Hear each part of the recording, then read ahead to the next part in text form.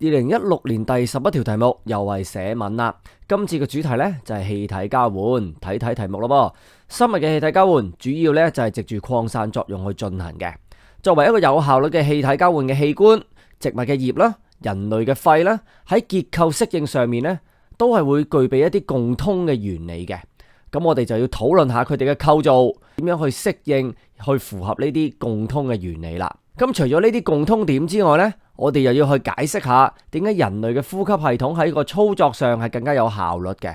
咁所以你見到呢條題目呢，實質係有兩部分嘅。咁我哋嚟睇一睇三部曲咯。第一啦，有啲咩嘅 keyword 先？氣體交換啦、擴散作用啦、個肺啦、個葉啦、結構嘅適應啦，同埋人類嘅呼吸系統有咩咁特別嘅？咁有啲咩要留意啊？第一啦，其實佢要你做比較。當我哋做比較，記緊要完整比較啦。首先啦，要有相似性。人類嘅肺咧就咁，而植物嘅葉咧就點。今次咧我哋主要講嘅咧就係結構嘅適應，亦即係適應性特徵啦。點樣幫到佢哋咧去做氣體交換嘅？第二啦，就要講啲不同之處啦，就係講下人嘅呼吸系統有咩咁特別啦。就想我哋講下呢，點解人類嘅肺相比起植物嘅葉呢，呼吸系統嘅操作效率呢係更加高喎。而當中啦，我哋要留意嘅就係氣體嘅擴散。咁既然我哋講緊啊點樣適應到佢嘅呼吸作用啦，又或者人類嘅呼吸系統點解做得咁有效率啦，我哋就要去提及翻一啲提升擴散作用嘅速度嘅條件啦。跟住啦，就去到成條題目嘅答題鷹架啦。究竟點樣去處理呢一條題目？我哋點樣可以有邏輯地、有系統地去表達你所識嘅嘢呢？呢條題目啦，分兩部分。第一部分就係講共通點，就係講下人嘅肺同埋植物嘅葉喺氣體交換上面啦，有冇咩嘅共通嘅原理啦？第二啦，就係佢哋有咩嘅不同之處，我哋就要解釋下究竟人類嘅呼吸系統喺邊方面係比起植物嘅葉呢？喺氣體交換方面點樣可以做得更有效率嘅？嗱，咁大家快就 download 翻份筆記先，我哋就直接開波噶啦。咁大家 download 緊嘅時候呢，我就講下啦。呢條題目呢，就係牽涉咗兩大類型啦，就係比較同埋解釋。咁我哋就先解決第一條題目啦，講下人類嘅肺同埋植物嘅葉呢，點樣從佢哋嘅結構上面去適應到一啲共同嘅原理，去幫助佢哋自己做氣體交換嘅。今次要比較嘅呢，係比較一啲相似之處。我哋就要講翻佢哋嘅結構適應，亦即係適應性特徵啦。究竟有咩嘅結構令到佢哋可以做得好啲呢？而我哋啦，亦都要針對翻氣體交換嘅。咁啊，一開始啦，提翻大家啦，一隻生物點解要氣體交換啊？係源自於我哋都有一個共同嘅化學反應，就叫做呼吸作用。動物也好，植物也好，我哋都要透過將食物拆解去釋放能量嘅。而當中我哋需要氧氣，同埋會釋放咗二氧化碳。而由於二氧化碳係一種廢物，所以我哋都要將佢移離嘅。所以啦，一隻生物簡單如阿米巴變形蟲呢，佢係都需要從佢嘅環境當中去獲得氧氣，同埋踢走啲二氧化碳。氣體交換嘅定義就係交換氣體。你話哇好廢喎，呢一句，唔係噶，未完噶，係一隻生物同埋佢環境之間去交換一氣體，呢個就叫做氣體交換。所以啦，動物、植物、細菌佢哋都需要做氣體交換嘅。咁你會問啦，點解我哋唔用 atmosphere 或者用 air 呢？咁啊，因為你幻想係一條魚，佢落咗水嘅話，喺水入面嘅環境，我哋唔能夠用大氣嚟形容噶嘛，唔可以用 atmosphere 呢個字嘅。所以啦，我哋就用翻一個環境呢個字眼去形容氣體交換啦。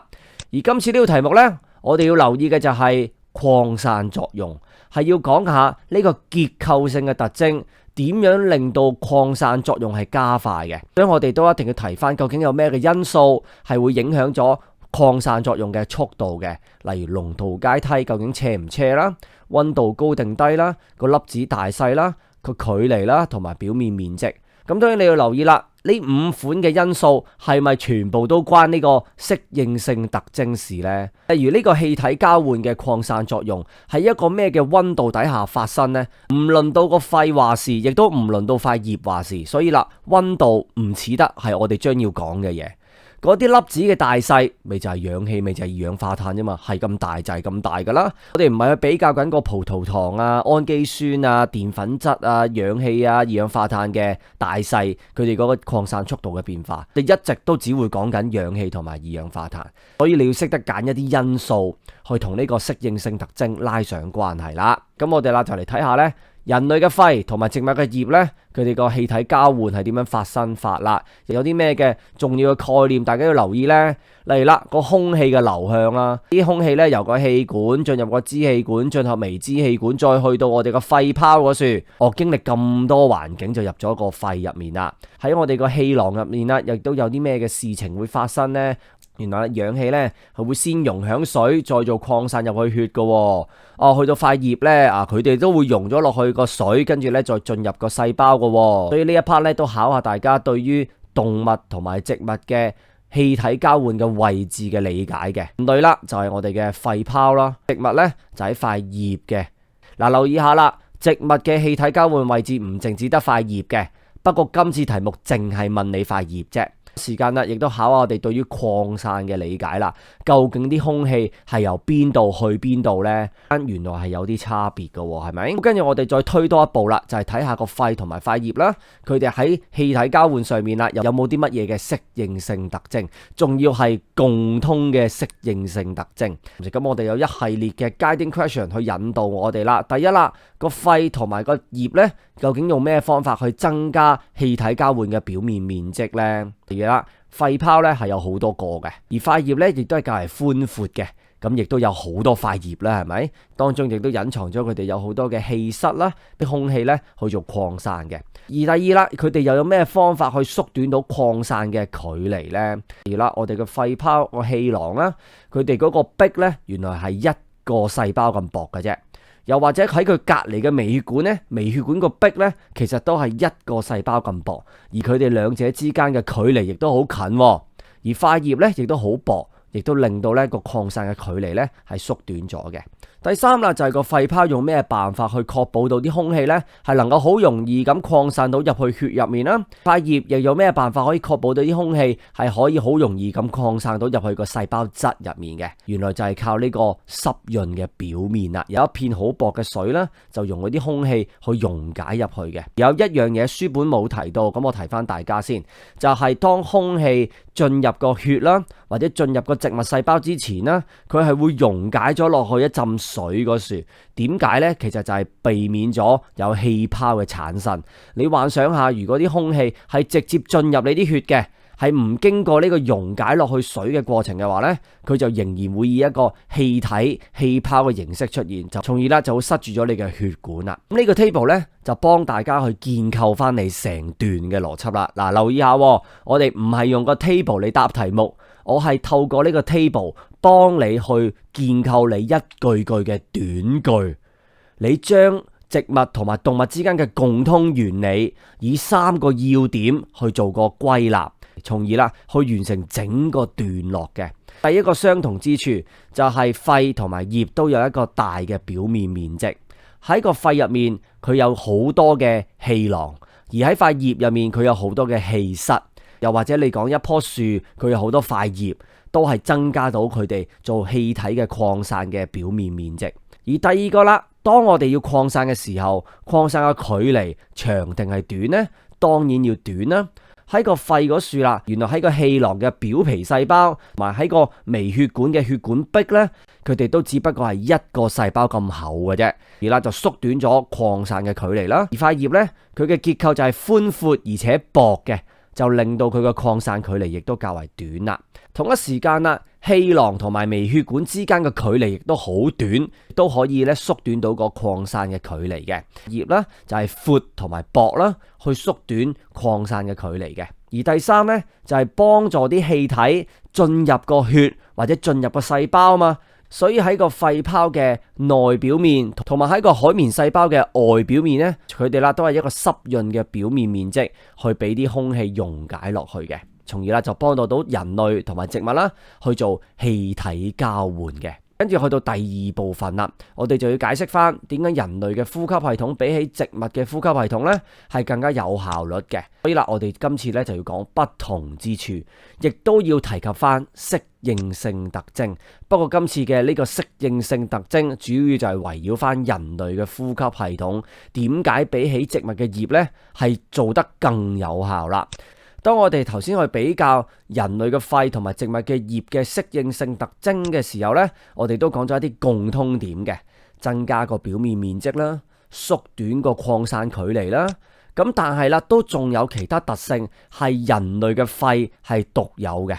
原來喺個肺入面嘅氣囊呢，佢係會被微血管去包住嘅。咁包住又有啲咩嘅特性呢？咁人類嘅呼吸系統仲有冇啲乜嘢嘅優勝之處呢？我哋就嚟睇一睇啦。第一條嘅引導題目就係問下大家，仲記唔記得呼吸嘅7大步驟啊？肋間肌點樣收縮，個橫膈膜肌點樣收縮，導致到你個整個胸腔嘅體積啊，個肺嘅體積啊，個肺入面嘅氣壓啊，有啲咩嘅變化，從而就導致到我哋有吸氣同埋呼氣。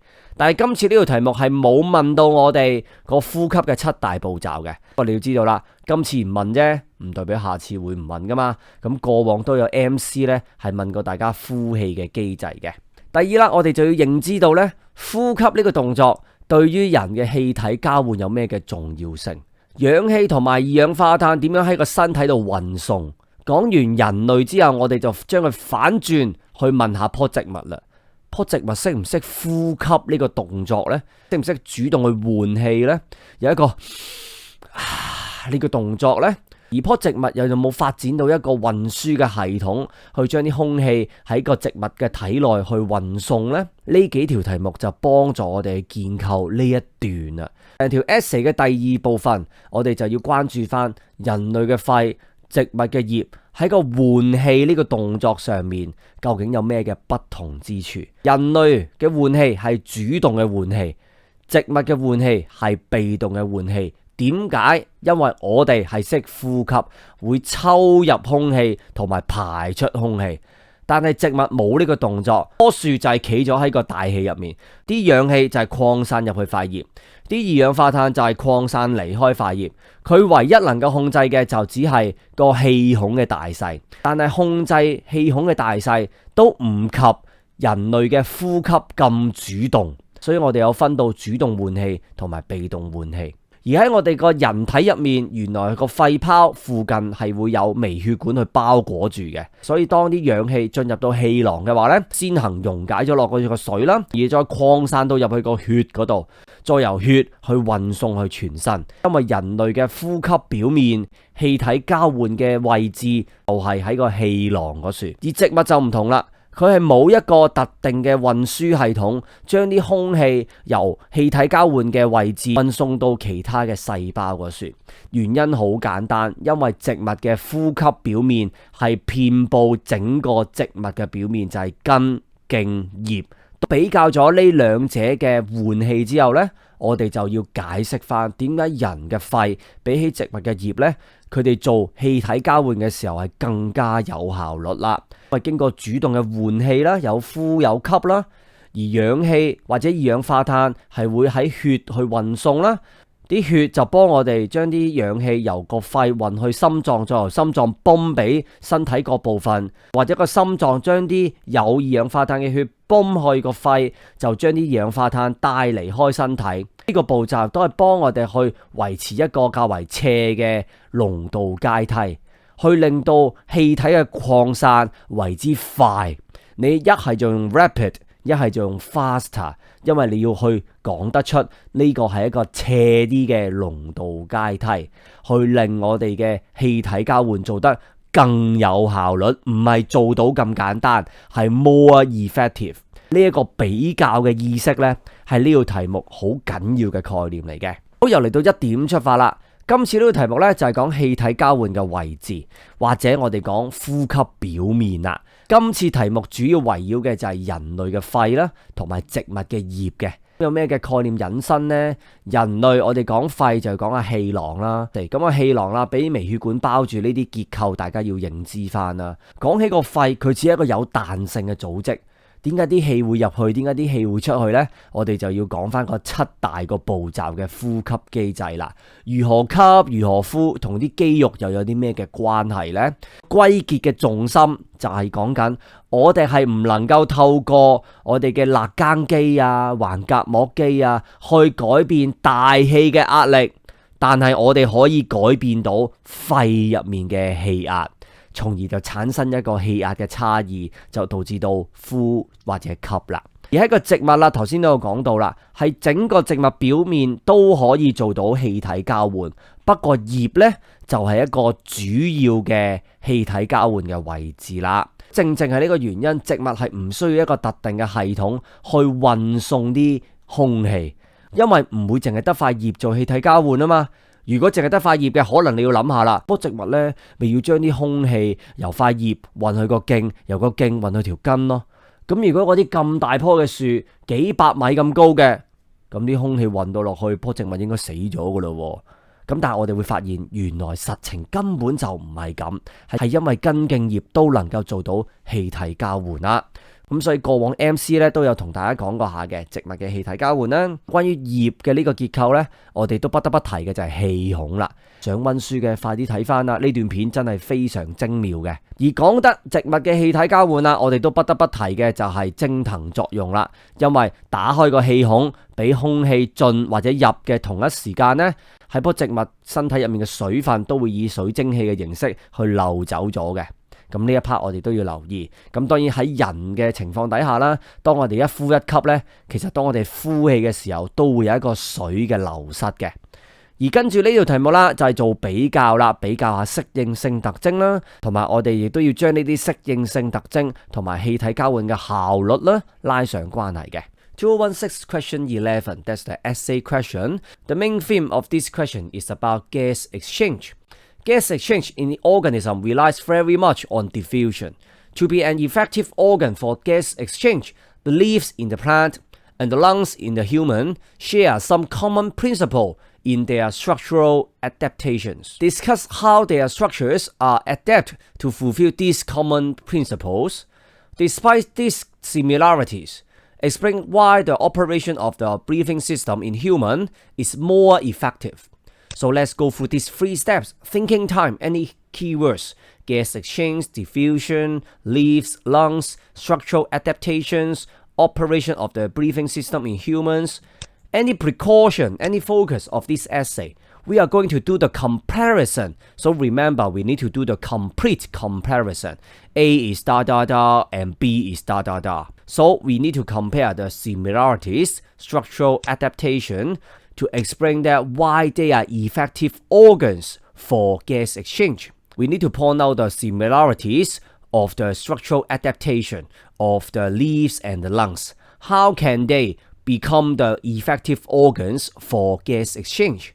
And any difference between the leaves and the lungs. In the question, it asks us to explain that why the human breathing system is more effective. So that's our focus. But remember to talk about why the plant is less effective. And in this question, there is one keyword to link up the leaves and the lungs. It is the gas diffusion. In this question, we are talking about the structural adaptation and the effective gas exchange. Therefore, we need to mention any method to speed up the diffusion. And for the scaffolding, how can we present our idea logically or systematically? There are 2 main themes in this essay. The first main theme is the similarity. We need to point out the common principles in leaves and lungs for gas exchange. How do they work better for gas exchange in common? And for the second main theme is the difference. We need to point out how does the human breathing system work better than the leaves in the plants. So after we go through these 3 steps, so please download the essay writing worksheet and then we move on to the explanation. This essay, it involves 2 skills. Firstly, comparison. Secondly, explanation. And let's focus on the first main theme of the essay. Discuss how their structures are adapted to fulfill this common principle. We need to talk about the similarity. We need to recall the structural adaptation of leaves and lungs, and that's the terms we always talk about, adaptive features. and we need to relate these organs to effective gas exchange. And remember the question, we need to focus on the diffusion of the gas. So why do the organism, they need to perform gas exchange? We need to recall the chemical reaction, respiration. No matter you are human or plants, we need to carry out respiration to break down the food to release energy. Meanwhile, oxygen is consumed and carbon dioxide is produced as waste. Therefore, exchange of gases must take place continuously between the cells and the external environment. Just like the case in the amoeba, oxygen diffuses into the amoeba and carbon dioxide diffuses out of the amoeba.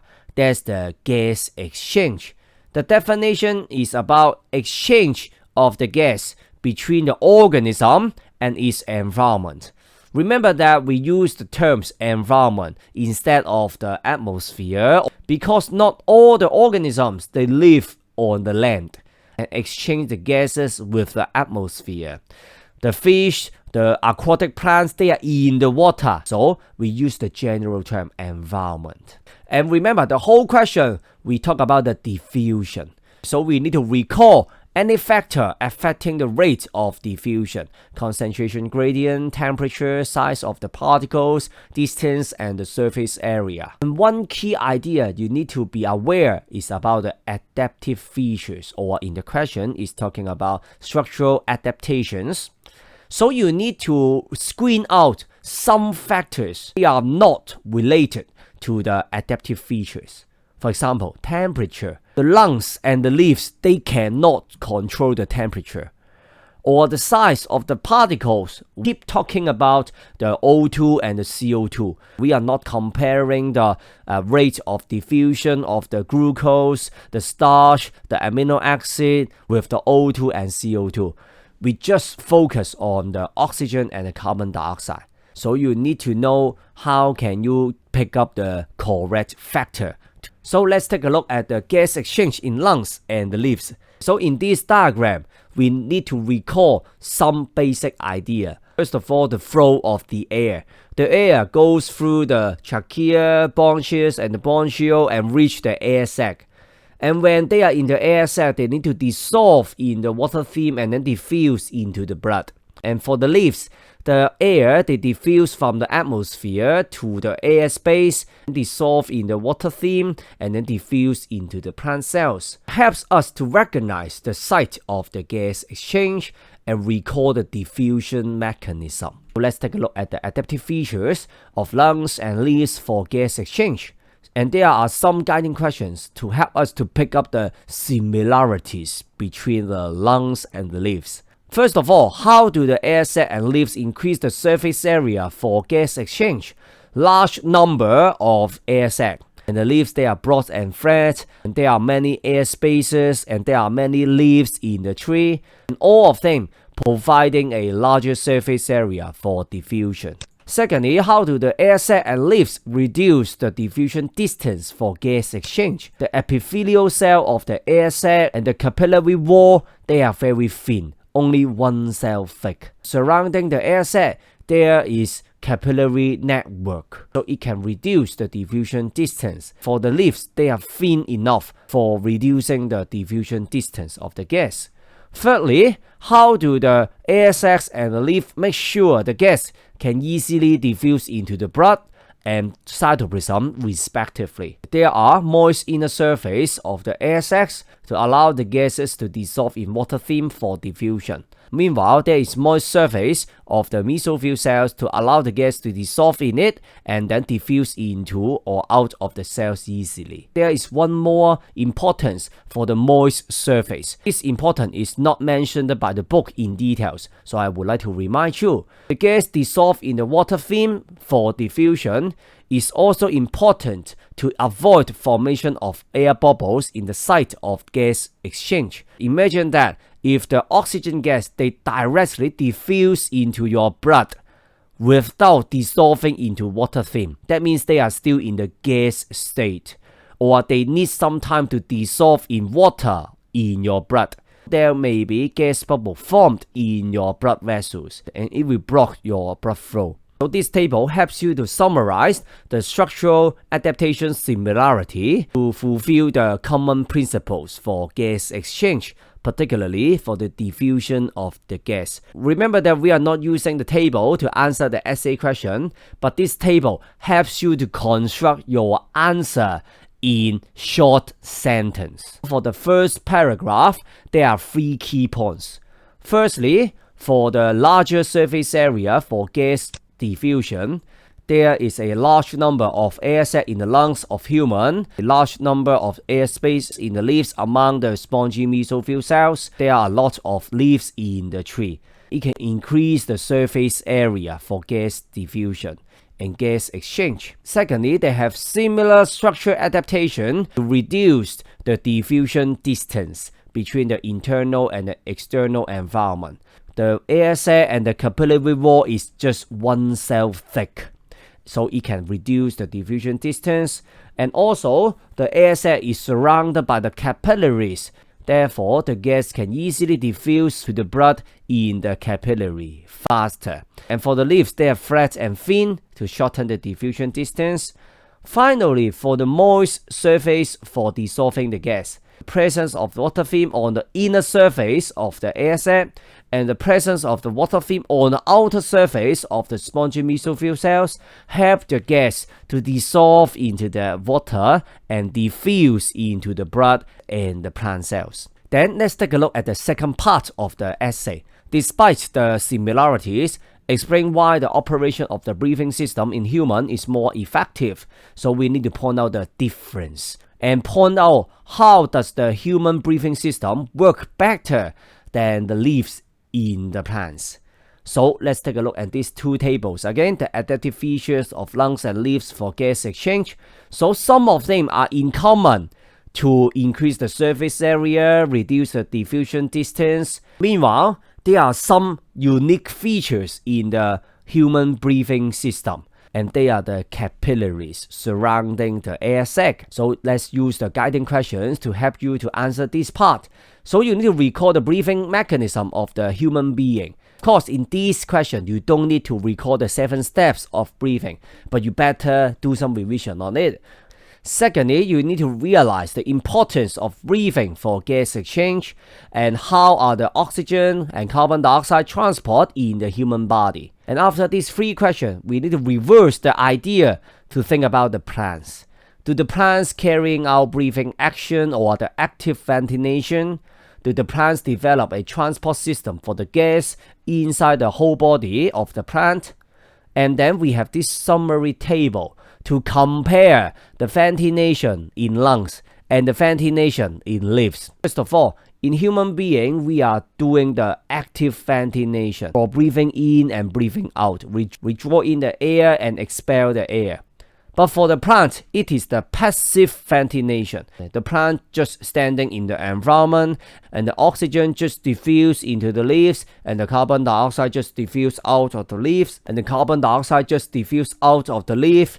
There is no such active mechanism to draw in the oxygen to the leaves or forcing the carbon dioxide out of the leaves. And then about the transport system, oxygen diffused in are transported away by the blood of the capillary network surrounding the air sac.